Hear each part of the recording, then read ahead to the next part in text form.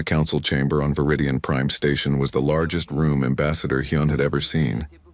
The ceiling stretched so high that clouds sometimes formed near the top. Representatives from 200 species sat in their assigned seats, speaking in dozens of languages that the translation devices converted into understandable words. Today, the chamber was louder than usual. Everyone was arguing about the same thing: humans. Hyun stood at his podium and waited for silence. His tall, thin body cast a long shadow across the floor. As a Talarathi, he had gray skin and 3 eyes that could see in many different light spectrums. He had served on the Galactic Council for 30 years. In all that time, he had never heard so much nonsense. "Order," he called out, his voice amplified across the massive space. "We must have order." The noise slowly died down. Hundreds of eyes in various numbers and colors turned to look at him. "Thank you," Hyun said. "Now let us address this matter clearly. There are no humans. There have never been humans. They are stories, myths, fiction created to entertain children and frighten soldiers." A 4-armed delegate from the lower levels stood up. "But the reports from the outer reaches are false," Hyun interrupted. "Mass hysteria. Perhaps someone found old props from a historical drama and mistook them for real artifacts. Perhaps traders are creating fake human items to sell to collectors. But I assure you, humans do not exist." Near the back of the chamber, a young Velkari woman named Day listened with growing frustration. She was small for her species, with blue skin and large, curious eyes. She had requested to speak today, but the council had placed her at the end of the schedule. That meant she would have to wait through hours of debate before presenting her research. Day clutched her datapad tightly. She had spent 3 years studying artifacts from abandoned stations in the far reaches of explored space. What she had found was extraordinary. Real technology, real records, real proof. But would anyone listen? "The legends say humans came from a death world," another delegate was saying. "A planet so dangerous that simply living there made them into warriors. They say humans had such weak bodies that they wore mechanical suits to fight. They say humans once burned their own ships rather than surrender." Laughter rippled through the chamber. The idea seemed absurd. Why would any species destroy their only means of escape? Hyun smiled, pleased that common sense was prevailing. "Exactly. These stories make no sense. They are exaggerations built on older exaggerations, repeated until people forgot they were never true to begin with." In the security office overlooking the council chamber, Mira watched the proceedings on multiple screens. As chief of station security, she was responsible for keeping Viridian Prime safe. That meant taking all threats seriously, even unlikely ones. Mira was a Korthan, a species known for their practical nature and military discipline. Her red skin was covered in protective scales, and her muscular frame showed years of combat training. Unlike Hyun, she did not dismiss the human rumors so easily. She had read the reports. Ships disappearing in certain sectors, strange signals that did not match any known language, and most troubling, the testimony of a cargo pilot who swore he had seen a massive vessel that did not appear in any database. The pilot had been tested for drugs, mental illness, and equipment failure. Everything came back normal. He had seen something, but what? Down in the council chamber, Day's turn finally came. She walked to the central platform on unsteady legs. This was her first time addressing the full council. She was only 25, young for a researcher. Most delegates were older, more experienced, more confident. She felt their eyes on her and tried not to show her nervousness. "Honored delegates," she began, her voice barely above a whisper. "Speak up," someone shouted from the upper levels. Day cleared her throat and raised her voice. "Honored delegates, I have evidence that humans are not myths. They are real, and they existed until approximately 500 years ago." The chamber erupted in noise again. Hyun held up one long-fingered hand for silence. "This is a serious claim," he said to Day. "I hope you have serious evidence." "I do," Day replied. She activated her datapad, and holographic images appeared in the air above her. They showed pieces of metal, circuit boards, and fragments of what looked like weapons. These artifacts were recovered from an abandoned station in Sector 47. Carbon dating places them at 500 years old. "The technology is unlike anything in our databases." "That proves nothing," Hyun said. "Unknown technology does not equal humans." "I also found this," Day continued. Another hologram appeared. This one showed symbols and letters. "This is a written language. I have been working with linguistic experts to translate it. The language calls itself English, and the people who wrote it called themselves humans. A thoughtful silence fell over the chamber. Even Hyun seemed less certain now. What happened to them? Someone asked. I do not know, Dee admitted. The records are incomplete. But I believe they were quarantined in their home system by automated defense systems. After that, all contact was lost. The galaxy assumed they had died out. So they are extinct, Hyun said. That is not the same as mythical, but it is still not a threat we need to worry about. Before Day could respond, an alarm sounded throughout the station. Red emergency lights began flashing. Mira's voice came over the communication system, calm but urgent. All delegates, we have received a distress call from Arcturus 7. The colony is under attack by Krell forces. I repeat, Krell forces are attacking Arcturus 7. The chamber dissolved into chaos. The Krell were one of the galaxy's worst nightmares. They were a swarm species, countless bioships that consumed everything in their path. Colonies attacked by the Krell rarely survived long enough to be rescued. Hyun immediately began issuing orders. Contact the nearest battle fleets. How long until they can reach Arcturus 7? Mira's face appeared on the main screen. Her expression was grim. Minimum 6 hours, Ambassador. The colony reports they have maybe 2 hours before their shields fail. The math was simple and terrible. The people of Arcturus 7 were going to die, and there was nothing anyone could do to save them. Hyun felt a weight settle in his chest. He had visited Arcturus 7 once. It was a mining colony, home to 3,000 people, workers and their families, good people who had done nothing to deserve this fate. Send the fleets anyway, he said quietly, and prepare a memorial statement. The galaxy will remember their sacrifice. Day stood forgotten on the central platform, her research dismissed and ignored. She looked at the holograms of human artifacts still floating in the air. In the legends, humans never abandoned anyone who called for help. But legends were just stories, weren't they? In the security office, Mira was coordinating the response when one of her officers called out, Chief, we have new contacts. 15 unknown signatures just appeared at the edge of the Arcturus system. Mira frowned. Unknown? What classification? That's the problem, Chief. They do not match anything in our database. The energy signatures are completely alien.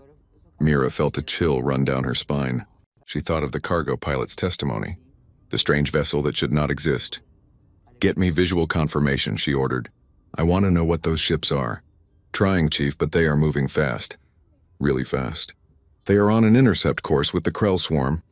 Mira stared at the tactical display, watching 15 unknown contacts racing toward 3,000 people who desperately needed a miracle. Maybe, she thought, legends were not just stories after all. Director Yuna ran through the corridors of Arcturus 7, her breath coming in short gasps. Behind her, the station shook as another Krell bioship fired its weapons at the failing shields. The lights flickered. Somewhere in the distance, she heard screaming. All civilians to evacuation zones, she shouted into her communicator. This is not a drill. Move quickly, but do not panic, but panic was already spreading. 3,000 people were trying to reach the handful of transport ships docked at the station. There were not enough ships. There was not enough time. Yuna knew this, but she kept moving, kept giving orders, kept hoping for a miracle that would not come. On the bridge of her command center, technicians worked frantically at their stations. The main screen showed the space battle outside. 200 Krell bioships surrounded the station, their organic hulls pulsing with sickly green light. They looked like enormous insects crossed with diseased whales. Each one was the size of a small building. Shields at 20%, someone reported. We have maybe 30 minutes, Yuna closed her eyes. 30 minutes. The nearest help was 6 hours away. Keep broadcasting the distress signal, she said, and keep evacuating. Save as many as we can. That was when the tactical officer shouted, New contacts! 15 ships just dropped out of faster-than-light travel. Yuna's eyes snapped open. What? Who? Unknown, Director. They are not in our database. But they are moving into attack formation. On the screen, 15 new shapes appeared. They were smaller than the Krell bioships, made of gray metal that seemed to absorb light. Their design was angular and aggressive, nothing like the smooth curves of most galactic vessels. They moved with frightening speed and precision. The largest of the new ships opened a communication channel. A voice came through, speaking in a language the computers took a moment to translate. This is the United Human Naval Ship Indomitable. We heard you needed help. The bridge went silent. Everyone stared at the screen. Humans? Yuna whispered. That's impossible. But impossible or not, the human ships were already engaging the Krell swarm. On board the Indomitable, Captain June stood on his bridge with his hands clasped behind his back. He was a tall man with dark hair starting to gray at the temples. His uniform was crisp and formal, marked with symbols that meant nothing to the galaxy but everything to the crew around him. Tactical, fire at will, he said calmly. Let's show them what Earth's children can do. Lieutenant Sarah, the tactical officer, smiled. She was younger than the captain, with sharp eyes and quick hands. Gladly, sir. Targeting lead bioship, firing railguns. The Indomitable shuddered as it launched solid metal projectiles at incredible speeds. The Krell bioship tried to dodge, but the human weapon was too fast.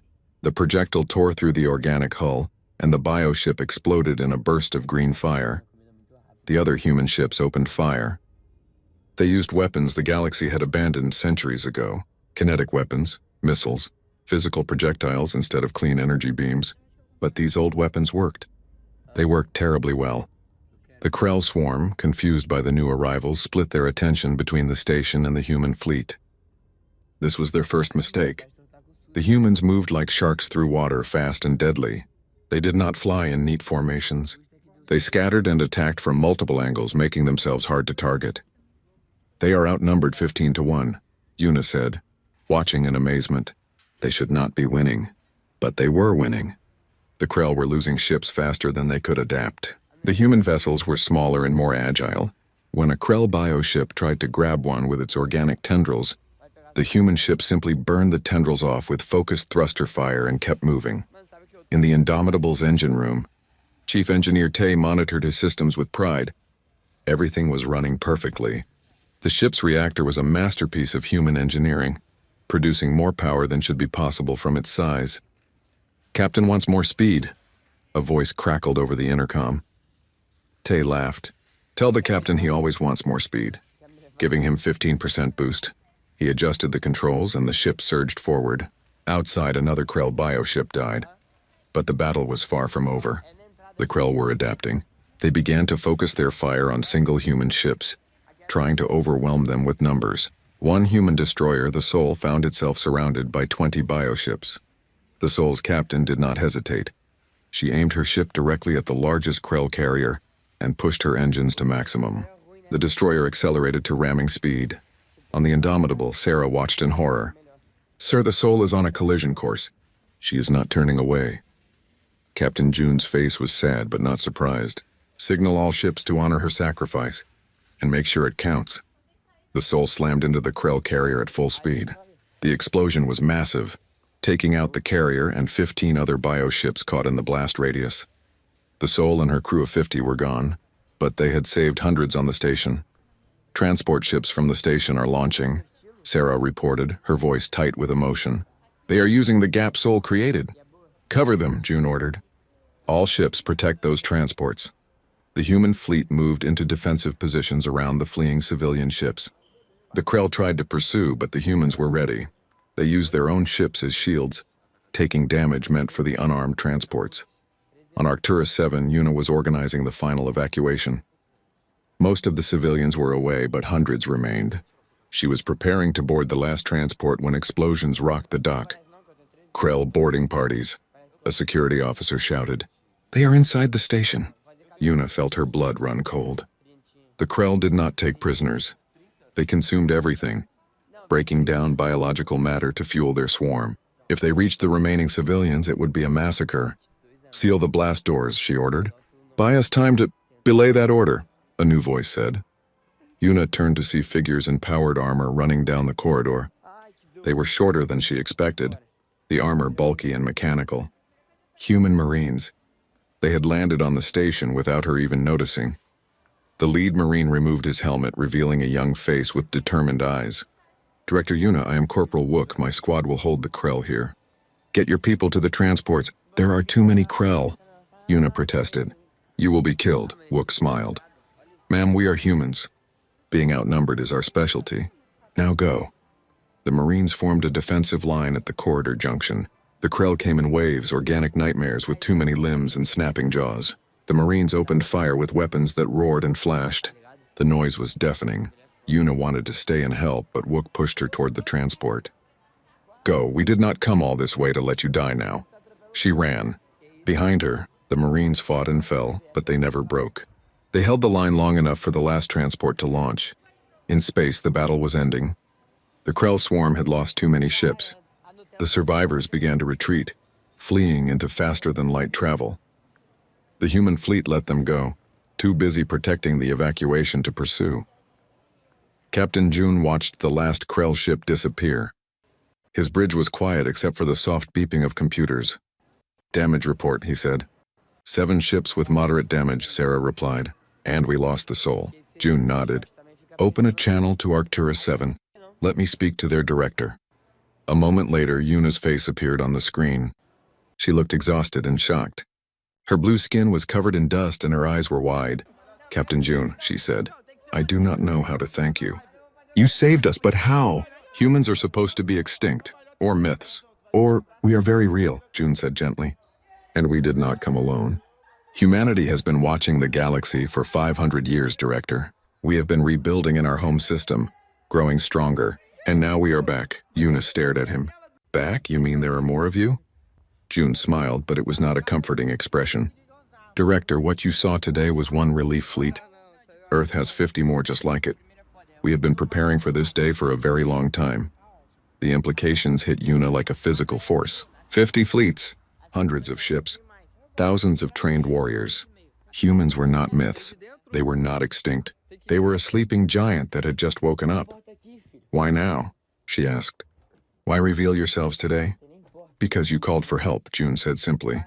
And where we come from, you do not ignore someone calling for help. Ever.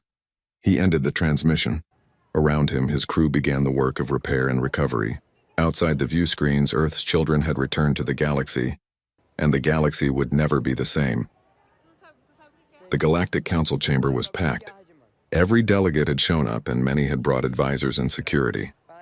The viewing galleries were full of reporters and observers. Everyone wanted to see the humans. Ambassador Hyun stood at his podium trying to maintain order in the chaos. The past 3 days had turned his world upside down. Humans were real. They had saved Arcturus 7, and now a human ship was in orbit around Viridian Prime requesting permission to send an ambassador. The council had agreed, though not without heated debate. Some species were grateful, others were terrified, and a few, like the Kaldreth Empire, were angry that their position as the galaxy's dominant military power was suddenly challenged. Order! Hyun called out for the 10th time. The human ambassador is here. We will conduct this meeting with dignity. The main doors opened. A woman walked in, flanked by 2 Marines in formal uniform. She was tall for a human, Hyun had learned, with dark hair pulled back in a simple style. She wore a dark suit that was elegant but practical. Her eyes swept the chamber, taking in everything. This was Ambassador Kwan. According to the limited information the council had gathered, she had been a naval officer before becoming a diplomat. She moved like someone who had seen combat. That made Hyun nervous. Kwan walked to the central platform without hesitation. She stood straight and confident, facing 200 alien species without showing any fear. Honored delegates, she began, her voice clear and strong. I am Ambassador Kwan of the United Human Nations. I come here today to tell you the truth about humanity, where we have been, what happened to us, and why we have returned now. The chamber was silent. Everyone leaned forward, waiting. 500 years ago, Kwan continued, humanity reached out to the stars. We built ships and explored beyond our home system. We made contact with several species and began to learn about the galaxy. We were young and eager and perhaps foolish. Then we encountered something we did not understand. A hologram appeared above her, showing a massive structure in space. It looked ancient and powerful. This is an automated defense grid, Kwan explained. We do not know who built it or when, but when our exploration ships triggered its sensors, it activated. In less than a day, the grid sealed our entire home system. Nothing could get in. Nothing could get out. We were prisoners in our own solar system. Murmurs of surprise rippled through the chamber. Hyun felt a chill. Automated defense systems were rare and dangerous. Most were left over from ancient wars that had ended millions of years ago. We tried everything to break the quarantine, Kwan said. For 50 years, we threw everything we had at that grid. We lost hundreds of ships and thousands of lives. Nothing worked. Finally, we accepted our situation. We were alone, trapped, with no help coming. So we did what humans do best. We adapted. Another hologram appeared. This one showed Earth, a blue and green planet with white clouds. This is our home. Earth. It is what the galaxy calls a Class 12 death world. The gravity is higher than most inhabited planets. The weather is violent and unpredictable. The native life forms are dangerous. Even the bacteria can kill most species. Quan paused, letting that sink in. We evolved there. We were shaped by that world. And when we found ourselves trapped, we turned inward and focused on survival. We improved our technology. We expanded to every planet and moon in our system. We built habitats in space. We learned to work together because we had no choice. A new hologram showed human cities on Mars, bases on the moons of Jupiter, massive stations orbiting the sun. We developed advanced medicine that extended our lifespans. We created artificial intelligence that could help us solve problems. We built weapons because we remembered what happened when we were helpless. And then 50 years ago, we finally broke through the defense grid. The chamber erupted in noise. Questions were shouted in a dozen languages. Hyun raised his voice over the din. How? How did you break through? Quan smiled slightly. Determination, Ambassador. And a willingness to try things that seemed impossible. When we finally shut down the grid, we discovered something interesting. We had been alone for 450 years. In that time, we had advanced far beyond where we were when we were quarantined. Behind Quan, a man stepped forward. He was older, with gray hair and kind eyes. This was Dr. Inho, the human historian and scientist. We faced a choice, Dr. Inho said, his voice gentle. We could announce ourselves immediately, or we could observe first. We chose to observe. We sent stealth ships to the edges of galactic space and watched. We learned your languages. We studied your cultures. We wanted to understand the galaxy before we revealed ourselves. Why wait so long? Someone called out. Because we needed to be sure, Dr. Inho replied. We had been hurt by our first contact with the unknown. We wanted to be careful, but we also knew we could not hide forever. We were just waiting for the right moment. Day, sitting in her assigned seat, raised her hand. Quan nodded to her. You saved Arcturus 7, Day said. Is that why you revealed yourselves now? Yes, Quan said simply. We heard the distress call. We had ships close enough to help, and we decided that saving 3,000 lives was more important than staying hidden. That is who humans are. We cannot stand by and watch people die when we have the power to help. A delegate from the Kaldrith Empire stood up. He was a large being with thick armor plating and a voice like grinding rocks. You claim to be here as friends, but you have violated our space without permission. You have military forces that rival our own. How do we know you are not planning to conquer us? Quan turned to face him directly. Because if we wanted to conquer you, we would have done it already. We have been watching for 50 years. We know where your fleet bases are. We know your military capabilities. We could have struck without warning, but we did not, because that is not who we are. The Kaldrith delegate sat down slowly, clearly unsettled by how much the humans knew. Hyun felt his 3 eyes widen. He had been wrong about everything. Humans were not myths. They were not extinct. They were survivors who had turned isolation into strength. What do you want from us? Hyun asked. Recognition as a sovereign power, Quan replied. A seat on this council. Access to galactic trade networks. And full technological exchange. We are willing to share what we have learned if you are willing to share with us. And if we refuse? The Kaldrith delegate demanded. Quan's expression hardened. Then we will remain in our own space and trade only with those who wish to trade with us. But understand this, we are not asking for permission to exist. We are informing you that we exist. Whether you accept us or not, humanity is here to stay. The chamber erupted in debate again. Hyun let it continue for a while before calling for order. He looked at Quan with newfound respect. She had come here alone, facing hundreds of potentially hostile aliens, and had not shown fear even once. The council will need time to discuss this, Hyun said. But I think I speak for many when I say we are grateful you saved Arcturus 7. That action speaks well of your character. Thank you, Ambassador, Quan said. But there is something else you need to know. The tone of her voice made everyone go quiet. The Krell force that attacked Arcturus 7 was not a main fleet, Quan said. It was a scouting party, Our long-range probes have detected a much larger force moving toward the galactic core. Thousands of bioships, the largest Krell armada anyone has seen in centuries. Horror spread through the chamber. The Krell were bad enough in small numbers. A fleet of thousands would be unstoppable. When will they arrive? Hyun asked, his voice shaking. 3 months, Kwon replied. Maybe less. The galaxy needs to prepare for war, and whether you like it or not, you need our help to survive. A heavy silence fell. Everyone understood what this meant. The council had to choose between pride and survival. They could reject the humans and face the Krell alone, or they could accept these strange newcomers and their strange ways. Hyun looked around the chamber, seeing the fear on every face. Then he looked at Kwon, who stood calm and ready. The council will vote tomorrow, he said, but I believe the outcome is already decided. Welcome to the Galactic Council, Ambassador Kwon.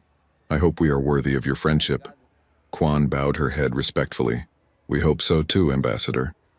Later, in a private meeting room, Hyun sat with Dae and Mira. The three of them had become an unofficial committee on human affairs. What do you think? Hyun asked them. Dae was excited, her eyes bright. They are amazing. Everything I researched was true. They really did come from a death world. They really did survive impossible odds. And now they want to help us. Mira was more cautious. They are warriors. Make no mistake, those Marines who saved the civilians at Arcturus 7, they are trained killers. We need to remember that, but they use that training to save people, not hurt them, Dae pointed out. This time, Mira said. But what about next time? Hyun thought about this. Then he remembered something Kwon had said. When you have the power to help, you cannot stand by, I think, he said slowly. That we should trust them, not blindly, but we should give them a chance to prove who they are. And in return, maybe we can learn to be better ourselves. The three of them sat in silence, thinking about the future. Outside, in the cold darkness of space, a human ship orbited the station. Inside that ship, men and women from Earth prepared for what came next. Fleet Admiral Hana stood in the command center of Earth's orbital defense station, looking at the tactical display with tired eyes. She had not slept properly in 3 days. The weight of what was coming kept her awake. The display showed the Krell armada moving through space like a plague. 3,000 bioships, maybe more. Long-range scans could not get an exact count because the swarm was so dense. It was the largest Krell fleet ever recorded. 2 months until they reached the galactic core, her tactical officer reported. Current projections show they will hit the Viridian sector first. Hana nodded. Viridian sector contained 50 inhabited systems and billions of lives. If the Krell were not stopped, the death toll would be unimaginable. What are our assets? She asked. Combined human and galactic forces total 800 ships, the officer replied. We are outnumbered almost 4 to 1. We have faced worse odds, Hana said quietly. She was old enough to remember the early days of humanity's isolation, when they had fought against the defense grid with nothing but determination and hope. They had survived then. They would survive now. A communication alert sounded. Ambassador Kwon's face appeared on the screen. Admiral, Kwon said, the Council has formally accepted our alliance terms. We have full access to galactic resources and military coordination. General Wook is already working with their commanders to organize the defense. Good, Hana replied. What about the technology exchange? In progress. We are sharing our kinetic weapon designs and they are giving us access to their shield technology. Dr. Inho thinks he can improve our defenses by 30%. Hana allowed herself a small smile. Every advantage helps. How are the other species handling the news about the Krell? Kwon's expression darkened. About as well as expected? Most are terrified. Some are in denial. And the Kaldrith Empire is being difficult. Difficult how? They are refusing to fully integrate their fleet with ours. They want to maintain independent command structure. I think their pride is getting in the way of common sense. Hana frowned. Pride was a luxury they could not afford. Keep working on them. We need every ship. After the call ended, Hana turned to her staff. Get me General Wook. I want to know how the Marine training is going. On a military station near the border of galactic space, General Wook watched as human Marines trained alongside alien soldiers. It was not going well. The problem was basic biology. Most galactic species were stronger than humans, had better natural armor or possessed additional senses. But they had never faced the kind of fighting that humans specialized in. Again, Wook shouted as a Velkari soldier made the same mistake for the 3rd time. You are standing in the open. That makes you an easy target. Use cover. Move quickly. Do not give the enemy time to aim. The Velkari soldier, a female named Lyra, looked frustrated. But our armor can take several hits. Why hide? Because the Krell do not shoot, Wook explained patiently. They swarm. They grab, they tear.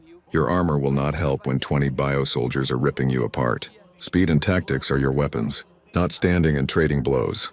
Lyra tried again, this time moving from cover to cover as she advanced. It was better, but still slow. Wook sighed. These aliens were brave and dedicated, but they had grown soft. Most galactic species had not fought a real war in generations. They trained for ceremonies and show. The Krell were going to teach them hard lessons. Break for 10 minutes, he called out. Hydrate and rest. Mira approached him as the soldiers dispersed. She had been assigned as liaison between human and galactic forces. Over the past weeks, she had developed deep respect for human military doctrine. They are improving, she said. Not fast enough, Wook replied. We have 6 weeks before the Krell arrive. These soldiers need months of training, not weeks. Then focus on what can save their lives in 6 weeks, Mira suggested. Teach them to retreat properly. Teach them to hold defensive positions. Save the advanced tactics for later. Wook nodded slowly. That is good advice. You have a tactical mind, Mira. I learned from the best, she said with a slight smile. Meanwhile, in a laboratory on Earth, Dr. Inho was having a breakthrough. He stood in front of a holographic display, surrounded by human and alien scientists. They had been working on the Krell problem from a different angle. The Krell are a hive mind, Inho explained. Individual bioships have limited intelligence. They are coordinated by command ships that process information and give orders. If we can disrupt that communication, the swarm falls apart. A Talarathi scientist raised a concern. We have tried jamming their signals before. It does not work. Their communication is biological, not electronic. True, Inho agreed, but we think we can create a weapon that disrupts their neural pathways. A kind of electromagnetic pulse designed specifically for organic systems. Will it work? Asked a young human engineer named Jin. She was a pilot, but she had a gift for understanding complex systems. In theory, yes, Inho said. But there is a problem. The weapon needs to be detonated at the center of their fleet to be effective. The ship carrying it would have to fly directly into the swarm. Silence fell over the group. Everyone understood what that meant. It was a suicide mission. We will find volunteers, Jin said quietly. If it can save the galaxy, people will go. Inho looked at her sadly. He was a scientist, not a soldier. The idea of deliberately sending people to their deaths made him sick. But he also understood necessity. I will keep working on it, he said. Maybe I can find a way to deliver it remotely. And if you cannot? Jin asked. Then I will go myself, Inho replied. I will not ask others to die for my invention. Jin respected that. She made a note to volunteer if the time came. Someone would have to fly that mission. It might as well be someone who knew what they were dying for. Back on Viridian Prime, Day was having the best and worst time of her life. As the researcher who had first proven humans were real, she had become famous overnight. More importantly, she had been granted access to human archives. She spent 18 hours a day reading human history, learning about their wars, their art, their philosophy. It was overwhelming. Humans were so violent and so gentle, so destructive and so creative. They were contradictions that somehow worked. Today she was reading about human exploration history when Ambassador Quan entered her workspace. Day, Quan said.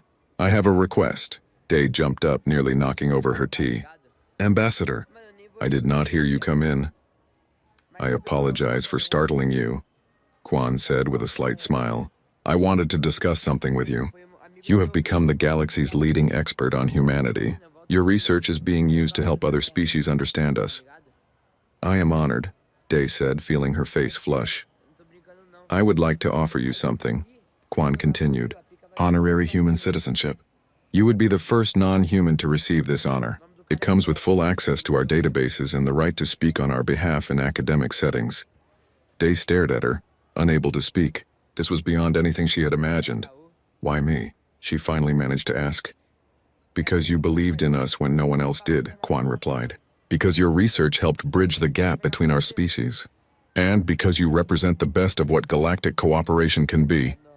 Day felt tears forming in her eyes. I accept. Thank you. As Quan left, Day sat down and tried to process what had just happened. She had spent 3 years being laughed at and dismissed. Now she was an honorary human. Life moved fast sometimes. In a secure communication room, Ambassador Hyun was having a very different conversation. He had discovered something troubling and had called an emergency meeting with Quan and Mira. We have a spy, Hyun said without preamble. Someone in the council is feeding information to the Kaldreth Empire, and the Kaldreth are in contact with the Krell. Quan's face went cold. You are certain? We intercepted a coded transmission. The encryption was good but not perfect. The Kaldreth are trying to make a deal with the Krell. They want the swarm to attack human and council forces while leaving Kaldreth space alone. That is insane, Mira said. You cannot negotiate with the Krell. They consume everything. The Kaldreth think they can, Hyun replied. They believe if they offer the Krell easier targets, they will be spared. Quan stood and paced the room. This changes everything. If the Kaldreth betray us during the battle, we lose. What do we do? Hyun asked. Quan thought for a long moment. We cannot let them know we know. We keep them close and watch them carefully. And we make backup plans that do not rely on Kaldreth support. That means we are even more outnumbered than we thought, Mira pointed out. Yes, Quan agreed grimly. It does. But we have faced worse odds before. Hyun wanted to ask when, but he already knew the answer. Humans had spent 450 years facing impossible odds. It had become their specialty as the meeting ended. Hyun felt the weight of what was coming. In 6 weeks, the largest battle in galactic history would begin. Thousands would die, maybe millions. And the outcome was far from certain, but looking at Quan's determined face, he felt something unexpected. Hope. Humans had this quality about them. They refused to give up, even when giving up was the logical choice. Maybe that stubbornness would be enough. Maybe Admiral Hana received all the reports and updated her projections. The numbers were not good. Even with human weapons and tactics, they were badly outnumbered. The Kaldreth betrayal made it worse. The Burning Gate was a nebula between Krell territory and the galactic core. It glowed red and orange like dying embers, filled with gas clouds and stellar debris. Admiral Hana had chosen it as the battle site for good reasons. The nebula would hide ships and confuse sensors. It would force the Krell to bunch together as they passed through. And if they lost, the narrow passage would slow the Krell advance and buy time for evacuations. 800 ships from a dozen species waited in the nebula, hidden among the clouds. The humans had divided them into 3 groups. The main fleet would meet the Krell head-on. The second group would flank from above. The third would wait in reserve for critical moments. Captain June stood on the bridge of the Indomitable, now the flagship of the combined human forces. His crew worked quietly at their stations.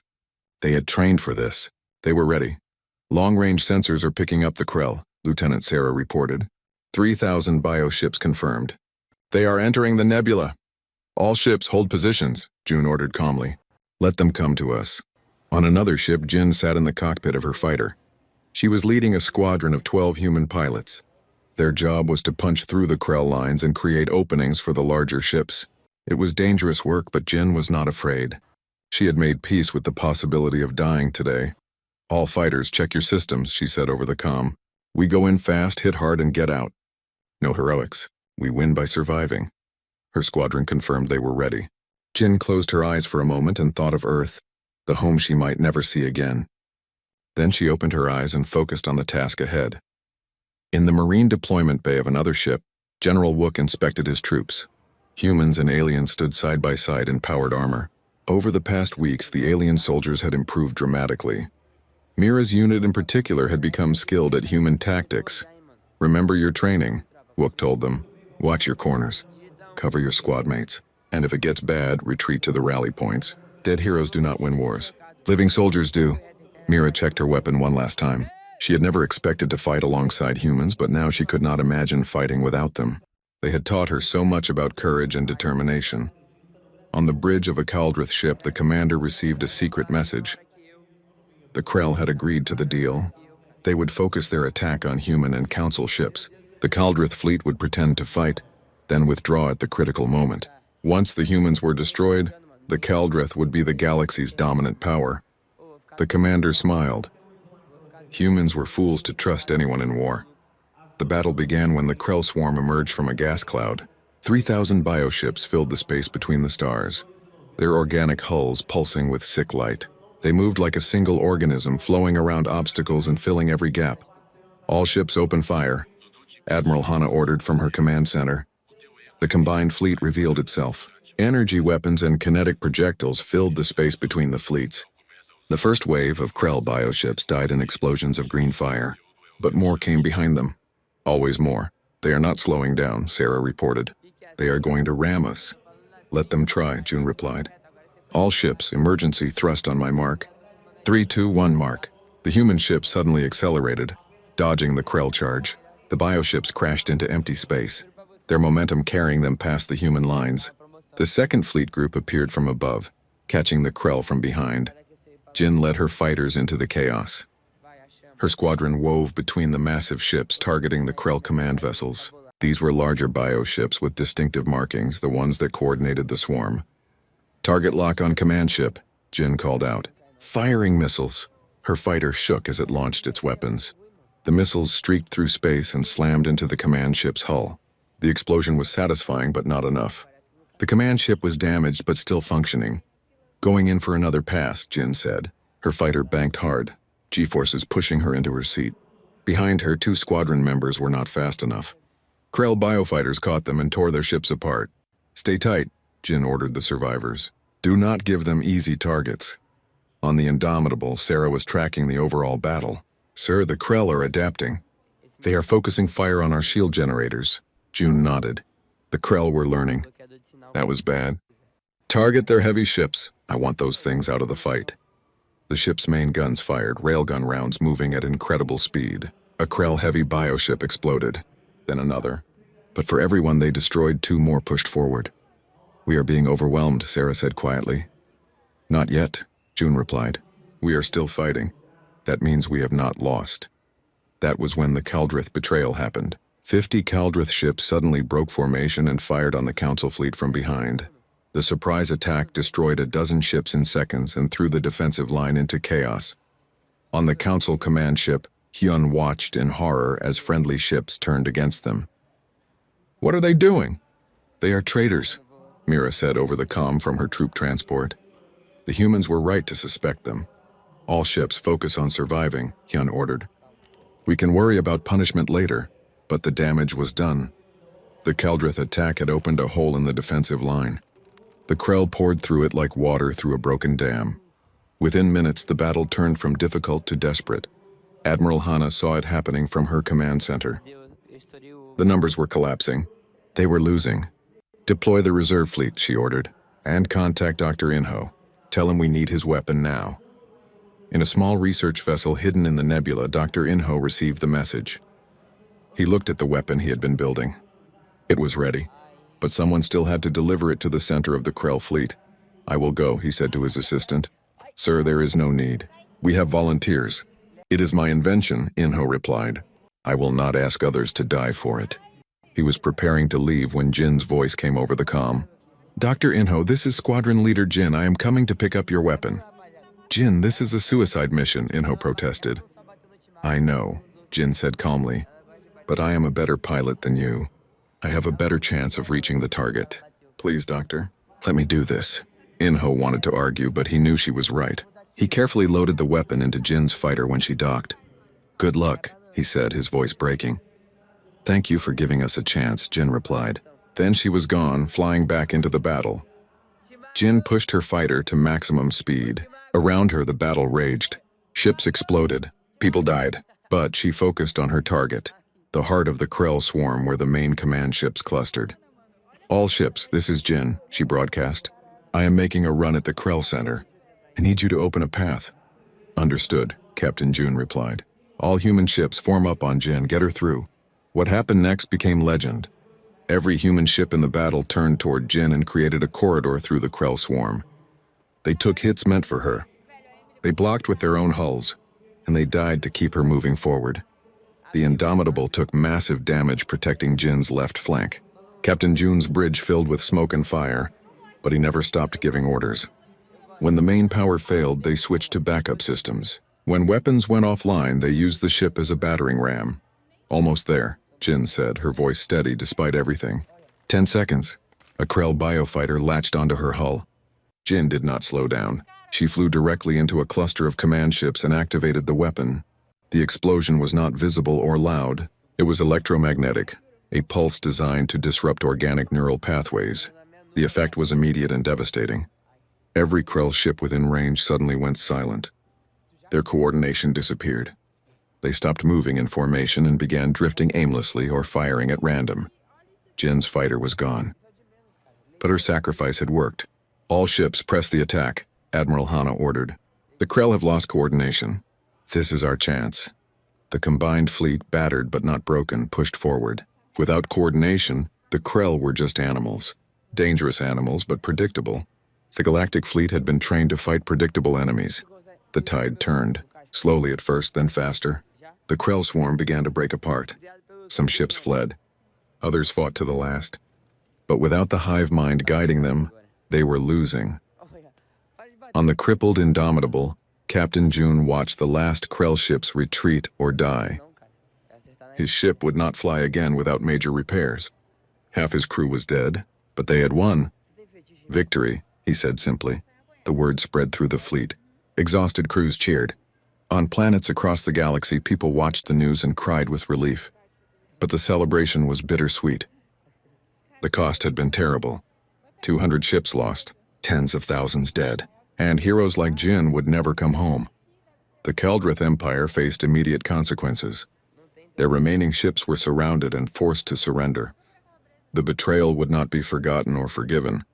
Their territory would be divided among the species they had tried to sacrifice. In the weeks that followed, the galaxy began to heal. A massive memorial was built in the Burning Gate Nebula, listing every name of every soldier who had died. Human, Telrathi, Velkari, and dozens of other species. They had died together. They would be remembered together.